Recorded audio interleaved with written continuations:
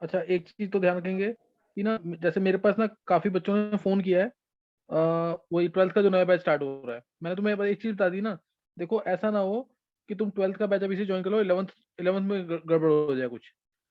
तो ये वाला चैप्टर बस कुछ बच्चे हैं, ये महीने का चैप्टर है, इंपॉर्टेंट चैप्टर है बहुत। ये तो बात पक्की है बिल्कुल कि चैप्टर काफी इंपॉर्टेंट है, अभी कर लोगे तो फायदा मिलेगा इसका। लेकिन ना, जबरदस्ती करोगे तो गड़बड़ भी हो सकती है, क्योंकि चैप्टर मैं कराऊंगा बाद में लास्ट में होगा ऐसे ही। तो थोड़ा एडवांटेज तो मिलेगा जो बच्चे अभी कर लेंगे, लेकिन ऐसा मत करो कि तुम्हारा 11th गड़बड़ हो जाए इस चैप्टर के चक्कर में, कोऑर्डिनेशन कंपाउंड्स के चक्कर में। तो इसलिए इसको, अगर तुम्हें फिर भी करना है तो मैंने एस ब्लॉक पी ब्लॉक ये मेरे को सुना दो 2 चैप्टर, और साथ में सिक्स का टेस्ट, सिक्स का जो टेस्ट होना तुम्हारा, तो तुम ज्वाइन कर लो बी से 12th क्लास। लेकिन ये काम तो करके दो कम से कम कि हाँ कुछ कुछ तो है कि तुमने किया 11th। अच्छा, सबने पढ़ रखा है ना चैप्टर एस ब्लॉक? एक बार हैंड करेंगे जिसने पढ़ लिया है पीछे का, जल्दी से हैंड करेंगे जिसने पढ़ लिया है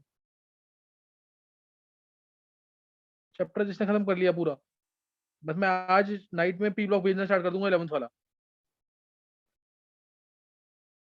आदित्य, शिखा, छवि, निशी, नवीन, अनुष्का, निवृत्ति, हेमांग, अंशिता, कनिष्क, बॉबी, गर्व, वेदांत, देवांशी, क्षितिज, युविका, मयंक, विंध्या, कशिश, निहारिका, अर्नव। Yes, चैप्टर पढ़ लिया ना ये सबने? yes. चलो अब नोट करना आगे। अब देखो, अब मैं एक बार हल्का सा पीछे का बता रहा हूँ तुम्हें कि हम लोगों ने क्या क्या कर लिया। देखो, एस ब्लॉक है, तुम्हें डेली ऐसे ही मन में बोलना है जो एस ब्लॉक में हमने कर लिया है पीछे। आज मेरे को मेनली क्या लेना है, केमिकल प्रॉपर्टीज। जो हमने पीछे का कर लिया है, हमने क्या किया फिजिकल प्रॉपर्टीज के अंदर। फिजिकल पहले मैंने तुम्हें इसके अंदर इलेक्ट्रॉनिक कन्फर्मेशन बताई दोनों की, किसकी, एल्कली मेटल्स की और एल्कलाइन अर्थ मेटल्स की। फिर उसमें बताया एल्कली मेटल्स क्यों कहते हैं, क्योंकि स्ट्रॉन्ग बेसिस होते हैं। एल्कलाइन अर्थ मेटल्स क्यों कहते हैं, क्योंकि इनकी ऑक्साइड्स अर्थ में मिलती हैं। ये सब मैं बता चुका हूँ तुम्हें। फिर इसमें एटॉमिक रेडिया भी बताया मैंने तुम्हें। एटॉमिक रेडिया के बाद इसमें क्या डिफरेंसेस थे वो बताए मैंने ग्रुप 1 और ग्रुप 2 के अंदर। फिर मैंने इसमें आयनिक रेडिया बताया, फिर मैंने बताया हाइड्रेटेड रेडियाई। हाइड्रेटेड रेडियाई बताने के बाद इसमें थोड़ा बहुत मेटेलिक करेक्टर बताया। मेटेलिक करेक्टर में फिर मेल्टिंग पॉइंट, बॉइलिंग पॉइंट, ये सब बता दिया था। आयनिक एनर्जी बता दिया, इलेक्ट्रॉन एफिनिटी बता दिया, इलेक्ट्रॉन एफिनिटी नीचे आने पर डिक्रीज करेगी, वो हो गया। और इसके अलावा हाइड्रेटेड रेडिया में डिटेल पूरी ले ली हमने। और इसके अलावा क्या लिया था, हाँ मेल्टिंग पॉइंट ले लिया, बॉइलिंग पॉइंट ले लिया। और स्पेशली जो सेकंड ग्रुप था उसके अंदर मेल्टिंग पॉइंट का ऑर्डर, वो पेपर में भी पूछा हुआ है, मेल्टिंग पॉइंट का ऑर्डर। और डेंसिटी में वेरिएशन जो था, जैसे कैल्शियम की डेंसिटी लीस्ट है ग्रुप 2 में, सही ना। और ग्रुप 1 में पोटेशियम और सोडियम में एक्सेप्शन था। क्यों एक्सेप्शन था उसके रीजन ले लिया मैंने। तो ये फिजिकल प्रॉपर्टीज में मैंने इतना ले लिया था। नेक्स्ट आगे हमें जो करना था इसके अंदर, फिर मैंने इसके अंदर बहुत इंपॉर्टेंट क्वेश्चन डिस्कस किया था कल। रिड्यूसिंग एजेंट क्यों स्ट्रॉन्ग है, लिथियम। ग्रुप उसके आने से सबसे ज्यादा है, then also it is the strongest reducing agent in the whole periodic table effect. और अपने ग्रुप में सीजियम को होना चाहिए, लार्जेस्ट एटम है, आनिशंति लोएस्ट है। तो caesium should be most reducing among alkali metal, लेकिन है कौन सा, लिथियम। लेकिन रिएक्शंस तब भी इसकी स्लो है, रिएक्शंस तब भी इसकी स्लो है, पानी के साथ रिएक्शन जो है तब भी स्लो है इसकी। तो अब मेरे को, मैं जो बताऊंगा आगे इसमें, अब हमें लेना है इसके अंदर flame coloration. Flame coloration, flame coloration. देखो, alkali metals silvery white colour के होते हैं, लेकिन जब इसको फ्लेम में हीट करते हैं, जब इसको हम फ्लेम में हीट करते हैं तो कलर इनका आता है, डिफरेंट कलर्स आते हैं, जैसे lithium, sodium, potassium, rubidium, caesium, francium. ये है ना, मैंने कलर बता रखा है इसका, CYPVB। क्रिम्सन, ये क्रिम्सन यानी डीप रेड होता है। येलो, ये गोल्डन येलो है। पेल वायलेट, फिर वायलेट है, ब्लू। ये कलर तो मेरे रटे होने चाहिए बिल्कुल।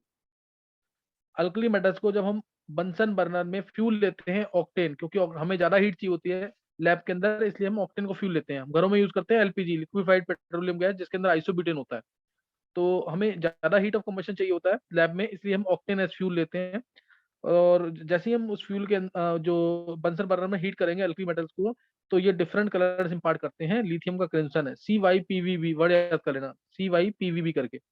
तो ये तुम्हें याद होना चाहिए। और इसके अंदर जब हम हीट करेंगे तो ये डिफरेंट कलर्स आएंगे। और सोडियम का स्पेशली याद रखना, गोल्डन येलो बहुत बार यूज होगा। गोल्डन येलो बोलते ही यानी सोडियम का कंपाउंड है, स्पेशली वो NaOH ही होगा, सही ना, NaOH। तो ये सोडियम का गोल्डन येलो है, ये सबसे इंपॉर्टेंट है। ऐसे ही बेरिलियम वाले ग्रुप में beryllium, magnesium, calcium, strontium, barium, radium. अब इसमें beryllium, magnesium, they do not impart colour to the flame. ये मैंने तुम्हें बता रखा है कि जैसे ही हम अल्कली मेटल्स को हीट करते हैं, जो इनके वैलेंस इलेक्ट्रॉन्स हैं, जो उनके वैलेंस इलेक्ट्रॉन्स हैं वो हायर एनर्जी लेवल पे जाते हैं, वहां पे उनकी लाइफ कम है, ये ग्राउंड स्टेट पे आते हैं अपनी imparting complementary colour, giving complementary colour to the flame.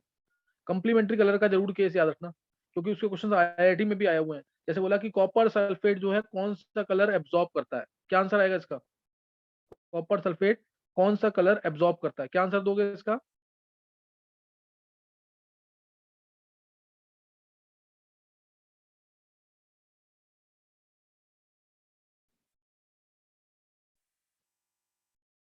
देखो अब यही है ना कि कॉपर सल्फेट रिफ्लेक्ट करता है ब्लू कलर जो हमें दिखता है ना, रिफ्लेक्ट करता है ब्लू कलर, लेकिन एब्जॉर्ब क्या करता है, वो उसके कॉम्प्लीमेंट्री होता है। मैं हल्का सा हिंट दोबारा देता हूँ इधर, ये कोऑर्डिनेशन कंपाउंड्स में डिटेल में होगा थोड़ा सा। जैसे ये है ना, तो कौन सा कलर ये एब्जॉर्ब, ये वर्ड याद रखो, विबग्योर होता है ना, आई हटा देना उसको, बस आई को भी लगा के कर सकते हैं, थोड़ा सा और ऐड करना पड़ेगा उसमें। तो ब्लू कलर अगर तुम्हें रिफ्लेक्ट हो रहा है या एब्जॉर्ब हो रहा है, तो ऑरेंज इसका मतलब एब्जॉर्ब हुआ होगा, ऑरेंज एब्जॉर्ब हुआ होगा, ब्लू रिफ्लेक्ट होगा, या ब्लू एब्जॉर्ब हुआ है तो ऑरेंज रिफ्लेक्ट होगा। ऐसे ही वायलेट अगर तुम्हें दिख रहा है तो उसने एब्जॉर्ब किया होगा येलो। समझे कि नहीं, ये कॉम्प्लीमेंट्री कलर्स हैं, VBGY। और इतना तो याद ही कर लेना एटलीस्ट कि कुछ तो तुम्हें पता है इसके बारे में, सही ना। तो beryllium, magnesium do not impart colour to the flame because their ion energy is very high, they do not release electrons, they do not release electrons on exposure to heat, इसलिए they do not impart color to the flame। ये question आ सकता है paper के अंदर। पहले तो flame colouration का reason क्या है? जैसे ही हम अल्कली मेटल से अल्काइल अर्थ मेटल्स को हीट करते हैं, इनके valence electrons higher energy level पे जाते हैं, वहां पे लाइफ कम है एक्साइटेड स्टेट में, तो ग्राउंड स्टेट में आ जाते हैं ये, और रिफ्लेक्टिंग कॉम्प्लीमेंट्री कलर हमें दिखेगा। और इसमें कैल्शियम वाले का, कैल्शियम RCGC से याद कर लेना कलर। कैल्शियम का स्पेशल वर्ड यूज करते हैं ब्रिक रेड, रेड है ये, ब्रिक रेड यूज करते हैं कैल्शियम के लिए, ब्रिक रेड। और बेरियम के लिए स्पेशल वर्ड यूज करते हैं एप्पल ग्रीन। ये दो केस याद रखना जरूर, कैल्शियम के लिए ब्रिक रेड, बेरियम के लिए एप्पल ग्रीन, ज्यादा इंपॉर्टेंट सोडियम का गोल्डन येलो, ये याद रखना, सही ना। तो दोनों क्वेश्चन मैंने इसके बता दिए फ्लेम कलरेशन के, एक तो फ्लेम कलरेशन का रीजन क्या है, और दूसरा beryllium, magnesium why they do not impart colour to the flame. तो फ्लेम कलरेशन जरूर कर लेंगे। मैंने तुम्हें डिटेल दे रखी है इसकी, लेक्चर्स में होगा, थोड़ा और एक्स्ट्रा बताया होगा मैंने इसके अंदर, कि जैसे ही हम बंसन बर्नर के अंदर हीट करते हैं, जैसे ही हम वॉल्व ओपन करेंगे, प्रेशर के साथ फ्यूल बाहर निकलेगा, ऑक्टेन जो फ्यूल है वो तेजी से बाहर निकलेगा और आसपास की ऑक्सीजन को हटा देगा, आसपास की ऑक्सीजन को हटा देगा। इसलिए फ्लेम जो जलती है वो थोड़ा सा ऊपर से हट के जलेगी, बिल्कुल एग्जैक्टली वहां नहीं जलेगी, थोड़ा सा ऊपर से हट के जलेगी, क्योंकि आसपास ऑक्सीजन नहीं होगी। और एक पॉइंट ऐसा होगा जहां पे फ्यूल टू ऑक्सीजन रेशियो जो है वो ऑप्टिमम होगा, तो वहां पे मैक्सिमम हीट होगी, और वो सेकंड रीजन होता है जनरली। वो जनरली क्या होता है? सेकंड रीजन, है ना, वो जनरली क्या होगा? सेकंड रीजन ये है, सही ना। तो यहाँ पे इसमें ये जैसे फर्स्ट रीजन, ये सेकंड रीजन, इस पॉइंट पे फ्यूल टू ऑक्सीजन रेशियो वो ऑप्टिमम होता है, जो क्वांटिटी चाहिए होती है। ऊपर क्या होगा? ऊपर क्या होगा? ऑक्सीजन ज्यादा, फ्यूल कम। बीच में यहाँ क्या होगा? फ्यूल ज्यादा, ऑक्सीजन कम। तो इसलिए इस पॉइंट पे optimum fuel to oxygen ratio है, optimum fuel to oxygen ratio है, इसलिए क्या होगा? यहाँ पे मैक्सिमम हीट प्रोड्यूस होगी, रीजन सेकंड होता है, सही ना। तो ये चीज ध्यान रखनी है इसके अंदर। ये क्वेश्चन भी पूछा हुआ है 2014 या 15 के पेपर में आया हुआ IIT मेंस में, कौन सा रीजन सबसे हॉटेस्ट रीजन माना जाता है, तो ये चीज ध्यान रखना इसके अंदर। ये बता दिया है, लेकिन दो क्वेश्चन स्कूल के लिए इंपॉर्टेंट है फ्लेम कलरेशन में। पहला क्वेश्चन बता दिया मैंने, फ्लेम कलरेशन का रीजन क्या है, दूसरा beryllium, magnesium do not impart colour to the flame. तो दोनों क्वेश्चन कर लेंगे, नेक्स्ट नोट करना है इसमें आगे। मैं बीच बीच में पूछता रहूंगा, याद करते रहना साथ साथ। फ्लेम कलरेशन के बाद आता है इसके अंदर anomalous behaviour, clear, anomalous behaviour और एक डायगोनल रिलेशनशिप, दोनों टर्म्स इंपॉर्टेंट है। Anomalous behaviour means exceptional behaviour, सबने पढ़ा होगा, anomalous behaviour means exceptional behaviour. जो पहला एलिमेंट होता है हर एक ग्रुप का, lithium, sodium, potassium, rubidium, caesium, francium, पहला एलिमेंट जो है वो डिफरेंटली बिहेव करेगा then rest of the members of its family. ऐसे ही दूसरे ग्रुप में बेरिलियम जो है वो डिफरेंटली, हर एक ग्रुप की बात कर रहा हूं मैं, ये beryllium, magnesium, calcium, strontium, barium, calcium, strontium, barium, radium. तो यहाँ पे बेरिलियम जो है डिफरेंटली बिहेव करेगा, क्लियर। यहाँ पे बेरिलियम जो है वो डिफरेंटली बिहेव करेगा then rest of the members of its family. Lithium यहाँ पे डिफरेंटली बिहेव करेगा, इधर बेरिलियम, है ना। और अगले boron, aluminium, gallium, indium, thallium, carbon, silicon, germanium, tin और लेड। ये डायगोनल रिलेशनशिप में क्या है और एनोमलस बिहेवियर में क्या है। फर्स्ट ग्रुप जो है of every first element of every group behaves differently than rest of the members of its family, this is anomalous behavior. Or first element of maximum groups is diagonally related to the second element of the next group. First element of maximum groups is diagonally related to the second element of the next group. ये तीन के लिए है, इन तीन में ही true है diagonal relationship, आगे नहीं होती क्योंकि प्रॉपर्टीज मैच नहीं करती है, रीजन जो है वो वैलिड नहीं होते आगे जाकर, इसीलिए डायगोनल रिलेशनशिप ऑब्जर्व नहीं होगा, क्लियर। डायगोनल रिलेशनशिप ऑब्जर्व नहीं होगा। तो पहला तो है एनोमलस बिहेवियर का रीजन क्या है, lithium behaves differently, beryllium behaves differently, boron behave differently, वो सब आगे की बातें हैं, मेरे को दो ग्रुप का बताना है अभी। तो लिथियम क्यों बिहेव डिफरेंटली बिहेव करता है, पहला रीजन तो सबको दिख ही रहा है, small size, higher effective nuclear, higher Z effective and most important absence of vacant d orbitals। ये तीन रीजन है इसके, absence of vacant d orbitals। तो ये तीन रीजन ध्यान रखना इसके अंदर, एनोमलस बिहेवियर के तीन रीजन है mainly, small size, higher effective nuclear charge, most important absence of vacant d orbital. Anomalous behaviour क्या होता है और उसके रीजन क्या है ये पता होना चाहिए। ऐसे ही डायगोनल रिलेशनशिप, लिथियम जो है मैग्नीशियम की तरह सिमिलर प्रॉपर्टीज क्यों शो करता है, ज्यादातर प्रॉपर्टीज इन दोनों की सिमिलर है। बेरिलियम एल्यूमिनियम की प्रॉपर्टी ज्यादातर सिमिलर है, बोरोन सिलिकॉन की प्रॉपर्टी ज्यादातर सिमिलर है। जैसे लिथियम कोवलेंट कंपाउंड बना रहा है, मैग्नीशियम कोवलेंट कंपाउंड बना रहा है। बेरिलियम के ऊपर ऑक्साइड लेयर होती है प्रोटेक्टिव, एल्यूमिनियम के ऊपर होती है। मेन रीजन जो है बेरिलियम का कंपाउंड इलेक्ट्रॉन एफिशिएंट है तो एल्यूमिनियम के भी इलेक्ट्रॉन एफिशिएंट है। बहुत सारे और कारण भी है, ये ऐसा क्यों हो रहा है कि प्रॉपर्टी सिमिलर क्यों आ रही है, सही ना। तो उसके लिए पहला पॉइंट क्या है, similarity in the size of ions, similarity in the size of ions size similar, पहला पॉइंट सही है, ions size similar, first point. Second point, पहला आयन साइज सिमिलर, दूसरा आयनिक पोटेंशियल सेम, यानी सिमिलरिटी इन पोलराइजिंग पावर, इनकी polarising power, ये तो हमने पढ़ रखा है केमिकल बॉन्डिंग के अंदर। जो कैटायन होता है वो एनायन के इलेक्ट्रॉन क्लाउड को, ये मान लो एनायन है, इसको नेगेटिव से शो कर रहा हूँ, हालांकि न्यूक्लियस इसका भी पॉजिटिव होगा। ये न्यूक्लियस ये एनायन को अपनी तरफ इसके इलेक्ट्रॉन क्लाउड को अपनी तरफ खींचेगा, ये polarising power, tendency to distort the electron cloud of an anion, this is polarising power. दोनों की पोलराइजिंग पावर सेम है, दोनों की क्या बोला मैंने, similarity in size of their ions, similarity in the polarising power और आयनिक पोटेंशियल, और आयनिक पोटेंशियल भी कहते हैं इसको। और तीसरा similarity in there electro positive character, electro positive character, सही ना, इलेक्ट्रो पॉजिटिव कैरेक्टर सेम है। तो ये रीजन किसके हैं, डायगोनल रिलेशनशिप के। What is diagonal relationship, what is diagonal relationship and what is it's cause, क्या कॉज है इसका, तो मैंने कॉज बता दिया इसका, और डायगोनल रिलेशनशिप क्या है ये बता दिया मैंने तुम्हें। दोनों क्वेश्चन आ सकते हैं पेपर के अंदर, सही ना, दोनों क्वेश्चन आ सकते हैं। अब मैं एनोमलस बिहेवियर, लिथियम क्या शो करता है मैं वो बता रहा हूँ तुम्हें, anomalous behaviour of lithium, clear, anomalous behaviour of lithium, सही ना, anomalous behaviour of lithium,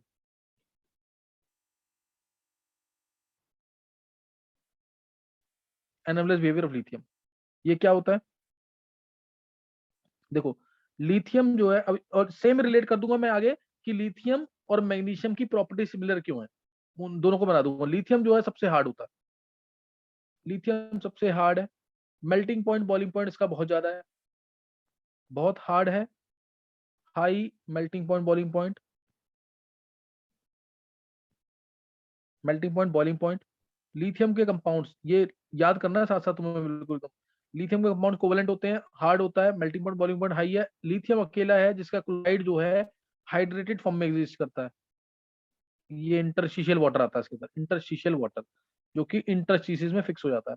LaCl.2H2 interstitial water. Lithium जो है इसका कार्बोनेट अनस्टेबल है, ये हीट करने पर टूट जाता है, बाकी किसी का कार्बोनेट टूटता नहीं। Li2O प्लस CO2 मिल जाता है। लिथियम का ही नाइट्राइड एग्जिस्ट करता है, Li3N, ये एग्जिस्ट करता है, बाकी किसी का नाइट्राइड एग्जिस्ट नहीं करता। लिथियम का नाइट्रेट भी टूट जाता है, लिथियम नाइट्रेट, ये भी टूट जाता है Li2O में, क्योंकि स्टेबल नहीं है। लिथियम इतना बड़ा नहीं है कि नाइट्रेट आयन जो कि बड़ा है उसको संभाल पाए। Li2O प्लस NO2 मिल जाता है, Li2O plus NO2 plus half O2 मिल जाता है इसमें, प्लस हाफ O2 ये मिल जाता है। और इसके अलावा लिथियम का जो बाइकार्बोनेट है वो एक्वस फॉर्म में मिल जाता है, सही ना, ये एक्वस फॉर्म में मिलता है, बाकी सबके सॉलिड फॉर्म में मिल सकते हैं, इसका एक्वस फॉर्म होता है। Lithium bicarbonate can exist in aqueous form, ये एक्वस फॉर्म में मिल सकता है, सॉलिड फॉर्म में नहीं मिलेगा, ये बाकी सबके सॉलिड फॉर्म में मिलते हैं, तो ये आ जाएगा इसमें। इसके अलावा लिथियम का, लिथियम जो है जैसे इथाइन के साथ सोडियम जो है वो इथाइनाइड बना देता है, सोडियम इथाइनाइड माइनस Na+, सही ना। लिथियम नहीं बनाता, लिथियम इथाइनाइड्स नहीं बनाता इसके अंदर, सही ना। लिथियम एथाइनाइड बनाता है लेकिन सिर्फ कार्बन के साथ, Li2C2 बनता है, Li2C2, ये भी Na2C2 है, ये कार्बन के साथ वैसे नहीं बनाता, एसिटिलीन के साथ, कार्बन के साथ बना देता है इथाइनाइड लिथियम। फिर सोडियम जो है, जैसे लिथियम रिएक्ट करता है ना गैसियस अमोनिया के साथ, गैसियस अमोनिया या एक्वस अमोनिया कहते हैं, इसके रिएक्ट करके Li2NH बनाता है, इमाइड बनाता है, इमाइड। लेकिन सोडियम जो है ये रिएक्ट करता है जब गैसियस अमोनिया के साथ, गैसियस की बात कर रहा हूँ क्योंकि लिक्विड अमोनिया में रिएक्शन डिफरेंट होती है। इससे रिएक्ट करके क्या बनाता है, NaNH2 plus half H2 plus half H2, ये मिलता है। तो इस तरह से ना बहुत सारी प्रॉपर्टीज डिफरेंट आती है, मैंने काफी चीज यहाँ पे तो बता दिया, बाकी तुम्हें करना ही पड़ेगा एक बार, मैंने 9 बता दिया। स्कूल में अगर आता है पता तो तुम्हें सारा होना चाहिए, ऑब्जेक्टिव में तो कैसे भी आ सकता है, सही ना, ऑब्जेक्टिव में तो किसी भी फॉर्म में आ सकता है, मैंने जब तुम्हें काफी बता दिया फिर, सही ना। तो LiNO3, अच्छा एक चीज यहाँ पे, LiNO3 ऐसे टूट रहा है ना, बाकी जितने भी एल्कली मेटल्स हैं वो ऐसे नहीं टूटेंगे, जैसे मैंने अगर एग्जांपल ले लिया NaNO3 या KNO3, वो NaNO2 प्लस हाफ O2 देगा, नाइट्राइट इसका प्लस हाफ O2, ये ऐसे टूटेगा, समझ गए कि नहीं है। तो ये एनोमलस बिहेवियर, ये क्या है, एनोमलस बिहेवियर यानी एक्सेप्शनल बिहेवियर ऑफ लिथियम, है ना, एक्सेप्शनल बिहेवियर ऑफ लिथियम। और इसके अलावा अब आ जाएगा इसके अंदर और एक, हाँ LiF और Li2, ये बहुत कम सॉल्युबल होते हैं पानी के अंदर, लैटिस एनर्जी इनकी बहुत हाई होती है, पानी के अंदर बहुत कम सॉल्युबल है, लैटिस एनर्जी हाई है इस वजह से, बाकी अल्कली मेटल्स के सॉल्युबल होते हैं, ठीक ठाक सॉल्युबल होते हैं, इसके ये कम सॉल्युबल होते हैं। अच्छा अब ये आ गया इसमें। इसके अलावा अब डायगोनल रिलेशनशिप जो है इसकी, इसी की, लिथियम की डायगोनल रिलेशनशिप विद मैग्नीशियम। तो पहला पॉइंट वही कि लिथियम के कंपाउंड्स और मैग्नीशियम के कंपाउंड, दोनों के कंपाउंड्स क्या देखो डायगोनल रिलेशनशिप क्यों है दोनों के अंदर, क्योंकि लिथियम प्लस और मैग्नीशियम 2 प्लस का साइज सिमिलर, ये मैंने तुम्हें हिंट दिया भी था कि लिथियम प्लस का साइज होता है 76 पिकोमीटर, लिथियम का 151 था और इसका कितना हो गया 76, और मैग्नीशियम 2 प्लस का होता है 72 पिकोमीटर, 72 पिकोमीटर, तो साइज लगभग सिमिलर है इनके, साइज क्या लगभग सिमिलर। वैसे दोनों में डिफरेंस क्या है, लिथियम का साइज क्या है 151 पिकोमीटर और मैग्नीशियम का होता है 160 पिकोमीटर, ये बड़ा होता है मैग्नीशियम लिथियम से, वो तो होगा ही, शेल ज्यादा है, लेकिन जब इस पे +2 चार्ज आ जाएगा मैग्नीशियम पे तो साइज छोटा हो गया, हालांकि दोनों में कंपैरिजन कम है, मतलब कि दोनों कंपेरेबल है साइजेस, तो ये है। और similarity in their ionic potential और पोलराइजिंग पावर, और तीसरा मतलब ionic potential means charge to size ratio, charge to radius ratio या चार्ज टू साइज रेशियो दोनों का सेम है, और तीसरा similarity in their electropositive character, similarity in their electropositive character. अच्छा इसके बाद ये आ गया, अब इसकी प्रॉपर्टीज, इनकी प्रॉपर्टीज में लिथियम और मैग्नीशियम दोनों के दोनों बहुत हार्ड होते हैं, दोनों के दोनों हार्ड, बोथ वेरी हार्ड। दूसरा, लिथियम और मैग्नीशियम में और क्या सिमिलरिटीज आ सकती हैं कि अब उसी को देख के ना, पीछे जो मैंने प्रॉपर्टीज लिखी हैं उसी को देख के बन जाएगा। और हार्ड लिखा था, मेल्टिंग पॉइंट बॉइलिंग पॉइंट दोनों का हाई होगा ही, हार्ड है तो।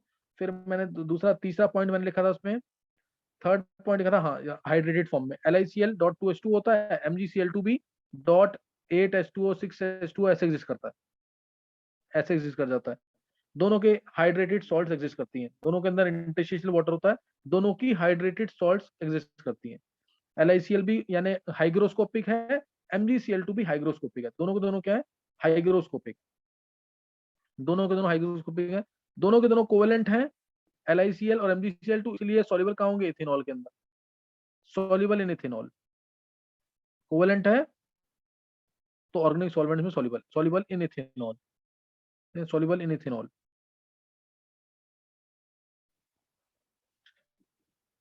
ये आ जाएगा इसके अंदर।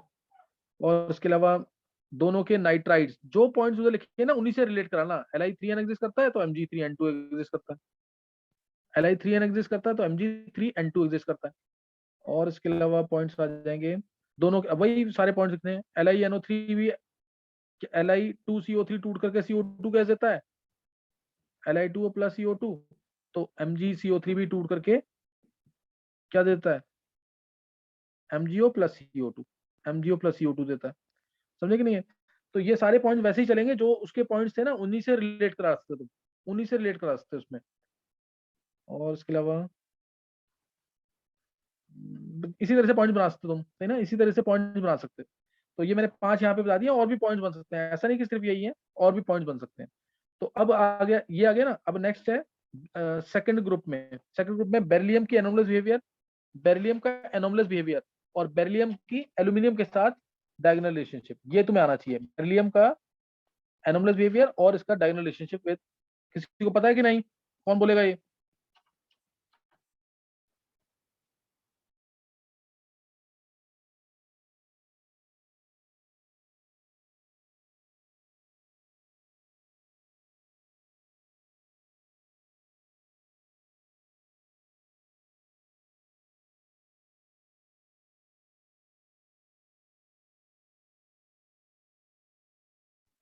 कौन बोलेगा पॉइंट्स इनके?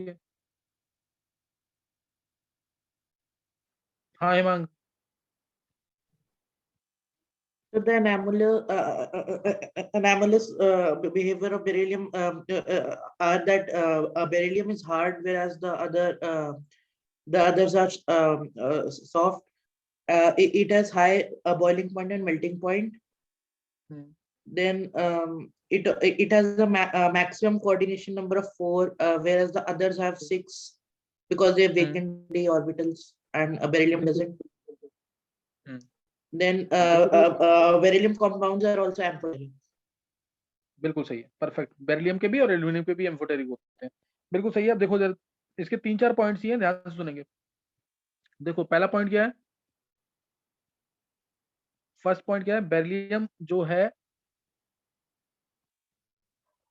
हार्ड होता है, मेल्टिंग पॉइंट बॉइलिंग पॉइंट ज्यादा होता है, MPBP इसका हाई होता है। और दूसरा पॉइंट इसका, बेरिलियम जो है इसका कोऑर्डिनेशन नंबर 4 तक जाता है, इसका कोऑर्डिनेशन नंबर जो होता है वो 4 तक जाएगा। कोऑर्डिनेशन नंबर मतलब कितने इसके साथ लीगेंड्स आ सकते हैं, कितने इसके साथ कोऑर्डिनेटेड एटम्स आ सकते हैं। तो उसका मैक्सिमम कोऑर्डिनेशन नंबर जो है 4 तक जाता है, मैक्सिमम उसका 4 तक। BeCl2 इलेक्ट्रॉन डेफिशिएंट है ना, तो इसमें भी देखोगे तुम मैक्सिमम 4 तक जाएगा इस तरीके से, Cl Cl Cl Cl, ये इलेक्ट्रॉन दे रहा है यहाँ से, ये इलेक्ट्रॉन यहाँ से इसको मिल रहे हैं, तो 4 बॉन्ड्स बन रहे हैं ना इसके, तो ये 4 तक जाएगा इसका मैक्सिमम कोऑर्डिनेशन नंबर। ये यहाँ पे देगा, ये यहाँ से मिलेंगे इसको। ये एक्चुअल में BeCl2 का स्ट्रक्चर है सॉलिड फेज में, BeCl2 का स्ट्रक्चर है सॉलिड फेज में, जिसमें बेरिलियम की हाइब्रिडेशन पूछी है नीट के पेपर में, तो वो sp3 होती है, sp3 हाइब्रिडेशन होती है इसके अंदर। तो ये तुम्हें ध्यान रखना है इसके अंदर। इसका मैक्सिमम कोऑर्डिनेशन नंबर कितना जाएगा, 4 तक जाएगा, इसका मैक्सिमम कोऑर्डिनेशन नंबर 4 तक जाएगा, बाकियों का 6 तक भी जा सकता है, बाकियों का 6 तक जा सकता है, क्योंकि इनके पास खाली जगह होती है, वेकेंट डी ऑर्बिटल्स होते हैं। तीसरा पॉइंट है, बेरिलियम जो है इसके कंपाउंड्स होते हैं एम्फोटेरिक, बेरिलियम बाकी सबके बेसिक होते हैं, इसके ऑक्साइड्स और हाइड्रोक्साइड्स क्या होते हैं, एम्फोटेरिक। BeO, BeO ट्वाइस, ये क्या है, एम्फोटेरिक, ये क्या है, एम्फोटेरिक। तो ये पॉइंट्स तुम्हें बोलने हैं, ये एनामलस बिहेवियर के पॉइंट्स हो गए यानी एक्सेप्शनल बिहेवियर के, और सेम इन्हीं को रिलेट करा देंगे किससे, डायगोनल रिलेशनशिप में। डायगोनल रिलेशनशिप में इसको रिलेट करा देंगे कैसे, देखो डायगोनल रिलेशनशिप के अंदर पहला पॉइंट तो ये सबसे इंपॉर्टेंट, बेरिलियम और एल्यूमिनियम की बात करेंगे इधर, बेरिलियम और एल्यूमिनियम की। बेरिलियम के ऊपर भी ऑक्साइड लेयर बनती है, बेरिलियम के ऊपर भी ऑक्साइड लेयर बनती है, और एल्यूमिनियम के ऊपर भी, बेरिलियम के ऊपर ऑक्साइड लेयर बनती है, एल्यूमिनियम के ऊपर भी। इसलिए इनकी रिएक्शन जो होती है ना एयर के साथ या वाटर के साथ बेरिलियम की, वो होती नहीं है नॉर्मली, पाउडर फॉर्म में लेके आ जाएंगे ना, सरफेस एरिया बढ़ जाता है उससे थोड़ा, तभी ये रिएक्ट करते हैं, अदरवाइज रिएक्ट नहीं करते। तो पहला पॉइंट मोस्ट इंपॉर्टेंट, इनके पास, इन दोनों के पास प्रोटेक्टिव ऑक्साइड लेयर होती है ना, दोनों क्या होती है, प्रोटेक्टिव ऑक्साइड लेयर। ये 9th में पढ़ते भी है, they are not attacked by acid because of formation of protective oxide layer on their surface. तो ये तुम्हें ध्यान रखना इसके अंदर। फिर दोनों के जो कंपाउंड्स हैं, हाइड्रोक्साइड ऑक्साइड एम्फोटेरिक है, चाहे तुम बीईओ की बात करो और बीईओ सुल्फाइड की, या Al2O3 की, या AlO सुल्फाइड की, ये क्या है, एम्फोटेरिक है। ये क्या है, एम्फोटेरिक। और दोनों के दोनों क्या बनाएंगे, दोनों के दोनों NaOH के साथ, एक्सेस ऑफ NaOH के साथ, बीईओ सुल्फाइड NaOH डाल दिया तो बेरिलेट आयन बनाएंगे, clear. Beryllate ion BeOH whole 4 2 negative, 2 negative, या Na2BeOH4, Na2BeOH4, AlOH सुल्फाइड जो है NaOH के साथ, Na3AlOH होल 6 भी बनाता है, या NaAlOH होल 4 भी बनाता है, NaAlOH होल 4, जिसको हम NaAlO2 भी लिखते हैं, सोडियम मेटा एल्यूमिनेट। तो दोनों के दोनों, जैसे सोडियम बेरिलेट बन गया, यहाँ पे क्या बन गया, सोडियम बेरिलेट, यहाँ पे sodium aluminate, sodium Meta aluminate भी कह सकते हैं, सोडियम मेटा एल्यूमिनेट, या AlOH होल 4 नेगेटिव। तो दोनों के दोनों NaOH के साथ बेरिलेट और एल्यूमिनेट आयंस बनाते हैं, सिमिलर आयंस। फिर दोनों के जो क्लोराइड्स होते हैं वो ब्रिज फॉर्म में एग्जिस्ट कर सकते हैं, बेरिलियम का भी, जैसे बेरिलियम का डाइमर बनता है इस तरीके से, BeCl, बी, ये मैंने तुम्हें ब्रिज बॉन्डिंग में सिखाया भी हुआ है, BeCl इस तरह से। और ये एक ऐसा कंपाउंड था जिसके अंदर बैक बॉन्डिंग ब्रिज बॉन्डिंग दोनों होती है। क्वेश्चन पूछा हुआ नीट के अंदर कि बेरिलियम जब डायमर बनाएगा तो इसकी हाइब्रिडेशन क्या होगी, बेरिलियम, बेरिलियम क्लोराइड डायमर बनाएगा तो हाइब्रिडेशन इसकी sp2 होगी, क्योंकि इसके 3 सिग्मा बॉन्ड बन रहे हैं, सही ना। BeCl2 में तो बेरिलियम की हाइब्रिडेशन sp होती है, लेकिन इसके अंदर हाइब्रिडेशन क्या आ जाएगी, sp2। तो ये दोनों ये बन गया, और ऐसे ही डायमर बनता है किसका, AlCl3 का, जिसमें एल्यूमिनियम की हाइब्रिडेशन sp3 हो जाएगी। ये आएगा Cl, ये इलेक्ट्रॉन दे रहा है इसको, ये इसको दे रहा है, तो ये दोनों के डायमर बनते हैं, दोनों के जो क्लोराइड्स होते हैं, दोनों के क्लोराइड्स इलेक्ट्रॉन डेफिशिएंट है, दोनों के क्लोराइड्स इलेक्ट्रॉन डेफिशिएंट है, so they are used in Friedel Crafts alkylation. सबने रिएक्शन पढ़ी हुई है, फ्रीडल का एल्काइलेशन रिएक्शन, उसमें एनहाइड्रस Al3 यूज करते हैं, उधर हम एनहाइड्रस BeCl2 भी यूज कर सकते हैं, सही ना, एनहाइड्रस BeCl2 भी यूज कर सकते हैं। और दोनों के जो कार्बाइड्स होते हैं ना, दोनों के कार्बाइड्स, चाहे Be2C कह लो या Al4C3 कह लो, दोनों के कार्बाइड्स जो है मिथेन देंगे अपॉन हाइड्रोलिसिस, दोनों के कार्बाइड्स मिथेन देंगे अपॉन हाइड्रोलिसिस, सही ना। और दोनों की टेंडेंसी होती है, बी और Al की भी टेंडेंसी टू फॉर्म कम्प्लेक्सेस, जैसे कम्प्लेक्सेस में बन जाएगा, मैं 7 पॉइंट ऊपर लिख रहा हूँ, दोनों की टेंडेंसी होती है कम्प्लेक्सेस बनाने की, जैसे ये बना देगा complex BeF4 2 negative, BeF4 2 negative, और वो बनाएगा AlF6, कोऑर्डिनेशन नंबर 6 तक जाएगा इसका, AlF6 3 नेगेटिव। तो दोनों की टेंडेंसी होती है कम्प्लेक्स बनाने की, कम्प्लेक्स आयंस दोनों बना सकते हैं। तो यहाँ पे मैंने बता दिया anomalous behaviour of lithium, diagonal relationship of lithium with magnesium, anomalous behaviour of beryllium, diagonal relationship of beryllium with aluminium. ये पढ़ना है पूरा ढंग से, इनके ऑब्जेक्टिव्स में क्वेश्चन आते हैं काफी, और एनसीईआरटी का तो कोई पॉइंट छोड़ना नहीं इसके अंदर, सही ना, दोनों के क्वेश्चंस करने हैं। तो ये यहाँ पे खत्म हो गया यहाँ पे, सही ना। अब इसके आगे हमें करना है इनकी केमिकल प्रॉपर्टीज, सही ना, इनकी केमिकल प्रॉपर्टीज। ये यहाँ पे डायगोनल रिलेशनशिप वगैरह खत्म हो गया, अब केमिकल प्रॉपर्टीज हैं। केमिकल प्रॉपर्टीज हमने पढ़ी होंगी, केमिकल प्रॉपर्टीज दोनों की, सही ना, केमिकल प्रॉपर्टीज। मैं बात करूं अगर, देखो इसके अंदर केमिकल प्रॉपर्टीज में ना ज्यादातर कैसे करना है स्टडी, कि ऐसे याद रख लो, वाटर के साथ पढ़नी है ना, वाटर के साथ पढ़नी है, तो वाटर में H आ रहा है तो हाइड्रोजन के साथ पढ़ेंगे, O आ रहा है तो ऑक्सीजन के साथ पढ़ेंगे, ऑक्सीजन के साथ पढ़ेंगे, ऑक्सीजन यानी एयर के साथ पढ़ेंगे, H2O के साथ तो पढ़ना ही पढ़ना है, और H से एक और बना देना हेलोजन के साथ। ये 4 पढ़नी है हमें। 4 पढ़नी है क्या? Chemical properties of alkali and alkaline earth metals, alkali and alkaline earth metals, ये पढ़ना है। उसके बाद compounds of sodium, compounds of calcium, और फिर एक सीमेंट का टॉपिक है। ये चैप्टर के अंदर है, बस ज्यादा बड़ा चैप्टर नहीं है ये, लेकिन है बहुत इंपॉर्टेंट जो भी है, क्वेश्चंस काफी आते हैं इसके। तो अब केमिकल प्रॉपर्टीज नोट करनी है इसकी। मैंने तो बताना H2O याद रख लो केमिकल प्रॉपर्टीज के लिए। H2O, H2O में H आया तो हाइड्रोजन आ गया, हेलोजन आ गए H से, ऑक्सीजन आ ही गया यानी एयर आ गया, और H2O खुद आ गया। तो ये पढ़ना है केमिकल प्रॉपर्टीज के अंदर, है ना। तो केमिकल प्रॉपर्टीज में पहले बात करूंगा मैं reaction with air, reaction with air, reaction with air, reaction with air में। अब सबसे पहले तो अल्कली मेटल्स तो सबको पता है कि बहुत ज्यादा रिएक्टिव है, आसानी से इलेक्ट्रॉन लूज करते हैं। अल्कली मेटल्स बहुत रिएक्टिव हैं, they immediately form oxides with air, so they are kept under kerosene oil. पहला क्वेश्चन ये है कि ये क्वेश्चन स्कूल में पूछते हैं ऐसे question, why alkali metals are kept under kerosene oil. तो केरोसिन ऑयल में इसको क्यों रखते हैं? क्योंकि ये बहुत रिएक्टिव होते हैं, इमीडिएटली क्या बना लेंगे? ऑक्साइड। ये एक्सिस्ट ऑक्साइड्स की फॉर्म में करते हैं, जैसे सोडियम है तो Na2O, लिथियम है तो Li2O, पोटेशियम है तो K2O या KO2 इस फॉर्म में एग्जिस्ट करेगा। तो ये ऑक्साइड्स की फॉर्म में एग्जिस्ट करते हैं, they immediately form oxides with air, so they are kept under kerosene oil, so they are kept under kerosene oil.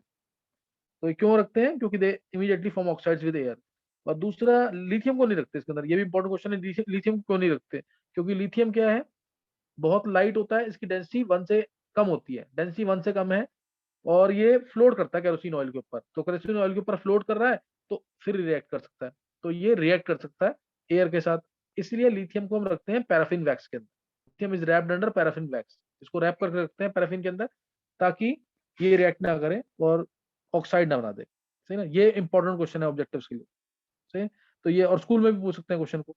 अब दूसरा, लिथियम जो है अगर रिएक्ट करेगा एयर के साथ, लिथियम अगर एयर के साथ रिएक्ट करेगा, एयर की बात कर रहा हूँ तो मैं O2 प्लस N2 की बात कर रहा हूँ, O2 प्लस N2 की, तो ये बनाएगा Li2O और Li3N। बाकी कोई नाइट्राइड नहीं बनाएगा, लिथियम बनाएगा Li2O भी, Li3N। ठीक है। अब सबसे इंपॉर्टेंट जो है, मैं लिथियम को O2 से रिएक्ट कराया तो Li2O बनेगा, ठीक है ना, Li2O बन जाएगा लिथियम को रिएक्ट कराया तो। और अगर मैं इसको रिएक्ट कराता हूँ सोडियम को, सोडियम को रिएक्ट कराया तो ये बनाता है मेनली Na2O2, Na2। हाँ, सोडियम अगर एक्सेस में हो गया, सोडियम अगर एक्सेस में हो गया दोबारा रिएक्ट करके तो Na2O बना देगा, तो Na2O बना देगा, अदरवाइज Na2O2 बनता है। लिथियम मोनोऑक्साइड बनाता है, सोडियम परऑक्साइड बनाता है, एक्सेस में सोडियम है तो Na2O बन सकता है। और पोटेशियम, रुबिडियम, सीजियम, ये तीन अगर O2 से रिएक्ट करेंगे तो ये बनाते हैं KO2, RbO2 और CSO2। इन्हें कहते हैं सुपर ऑक्साइड्स, इन्हें कहते हैं सुपर ऑक्साइड्स, जो कि येलो या ऑरेंज कलर के होते हैं, येलो या ऑरेंज कलर के होते हैं सुपर ऑक्साइड, और पैरामैग्नेटिक होते हैं। इसका क्वेश्चन IIT में 2-3 बार आ चुका है कि ऑप्शन दे देंगे Li2O, Na2O2 और KO2 विच इज पैरामैग्नेटिक। तो KO2 ये पैरामैग्नेटिक होता है, क्यों? क्योंकि K प्लस है और O2 माइनस है। O2 माइनस का मतलब क्या है? 17 इलेक्ट्रॉन, 17 इलेक्ट्रॉन मतलब MOT से चेक कर सकते हो कि ये क्या आएगा? Paramagnetic. It will be having 1 unpaired electron in pi star anti bonding molecular orbital, इसलिए क्या होगा? ये paramagnetic, O2 minus super oxide है, सही ना, ये पैरामैग्नेटिक होगा।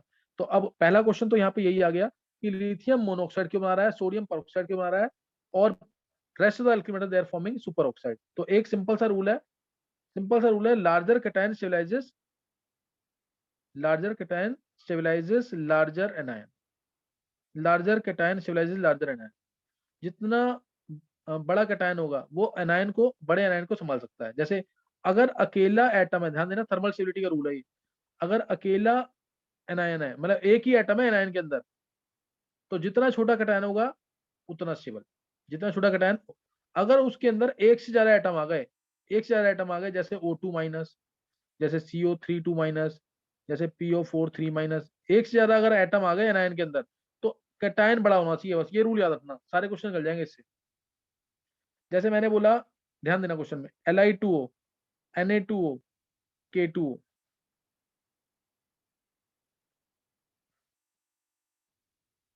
इनको अरेंज करना है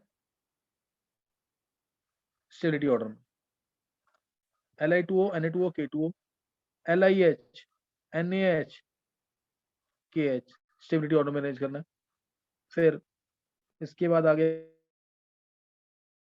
K2CO3, K2CO Na2CO3, K2CO3 stability order में अरेंज करना है। फिर ले लिया मैंने KO2, RbO2, CSO2 stability order में अरेंज करना है। ये करो, ये 4 क्वेश्चन जल्दी से करो, अरेंज करना है स्टेबिलिटी ऑर्डर में, थर्मल स्टेबिलिटी।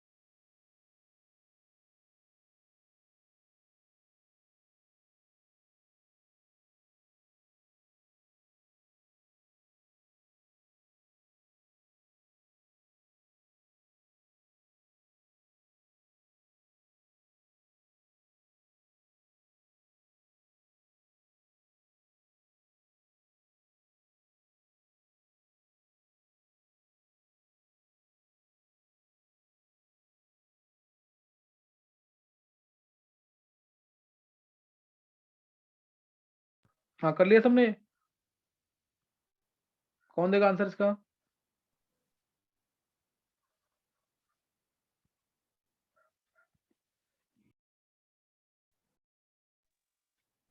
हिमांग आंसर बोल दे जल्दी से। Sir, K2CO3, Na2CO3, Li2CO3. हाँ बिल्कुल सही है। So then LiH, NaH, KH, KH. LI ज्यादा, हाँ So then CSO2, RbO2, KO2. हाँ हाँ सही है, हिमांग सही है। और इधर Li2O, Na2, K2 सही ना, यही कंसेप्ट लगाना है इसको। तो अभी यहाँ तक ही करेंगे, नेक्स्ट टाइम आगे कराऊंगा एक एक लेक्चर लेके, लेकिन रट देना पूरा ढंग से, मन में बोलना है इसको, यहाँ तक करना है अभी तुम्हें, नेक्स्ट टाइम आगे करेंगे।